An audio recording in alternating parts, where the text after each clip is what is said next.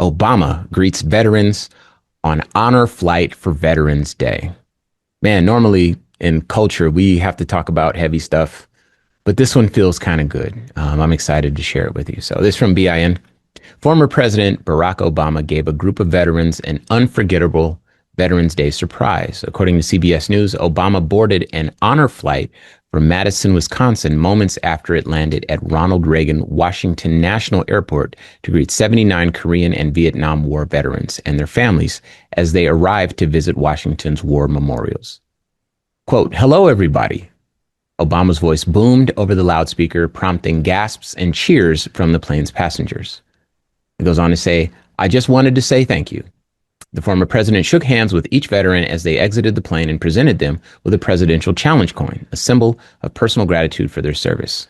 Quote, "Ahead of Veterans Day, I was honored to welcome a flight of veterans and their families as they arrived in D.C., Obama said in a statement. It goes on to say, "To all those who bravely served our country, thank you to you and your family for the extraordinary service. The sacrifices that all you made to protect our country will be honored today and every day," unquote.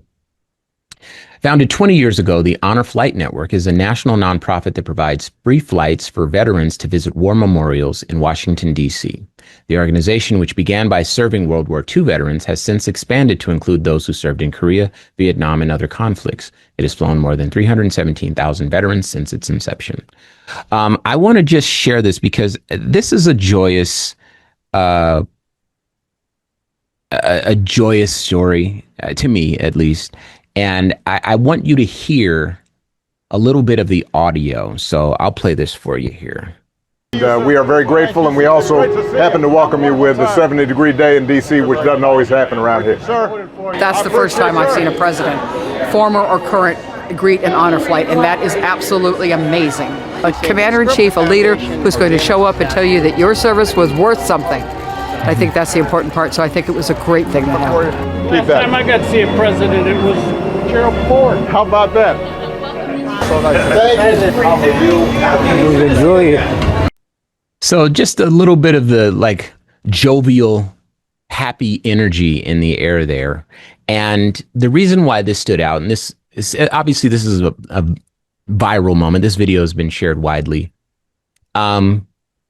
But I kind of felt like we had a responsibility when we saw this in kind of in a similar way, not the same, but in a similar way to when we see Jasmine Crockett and her viral moments.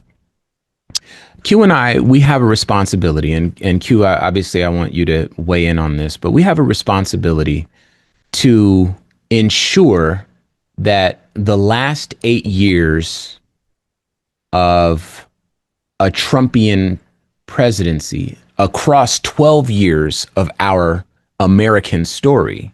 Well, it will be 12 years when it's all done. But the full 8 years across 12 years of life in this country. Even now, before we kind of reach the end of that term, Trump's influence has sort of warped our image of what a president should be. And his cronies in the government have sort of warped our idea of what politics should be. Is there corruption in politics? Sure, absolutely. But politicians at least felt like on the surface decent people.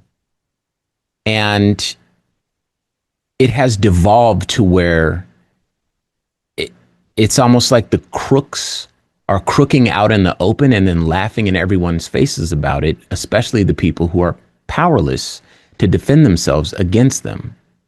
We have, regardless of how you feel about immigration and enforcement and so forth, the practices that we're seeing from ICE agents in this country are cruel.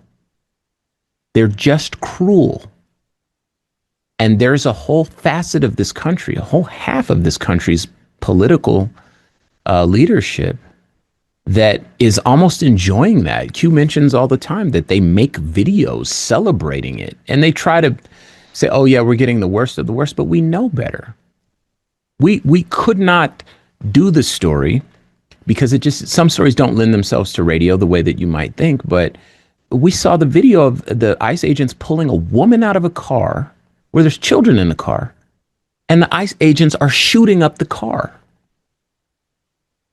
And then, of course, this is a woman. She's powerless. These are men with testosterone and muscles manhandling this woman under the guise that, she might present a threat.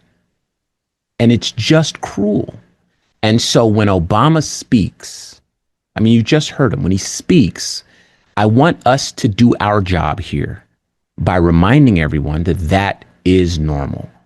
And it should continue to be normal. When Jasmine Crockett speaks, she reminds us of what normalcy is and what we have lost. In theory, she should be, displaying what we should aspire to. But in her case, she more kind of lets us know how far we've fallen from normalcy, that indeed we've lost our way. And so we felt it was really important to share this because of that fact. Obama is still so presidential. I could not conceive of Donald Trump walking onto an airplane to greet veterans and shake each one of their hands. It just doesn't. And so I'm glad I got to share this. Rarely do we get a story that makes us a little happy, and this definitely was one of them. Q, your thoughts here.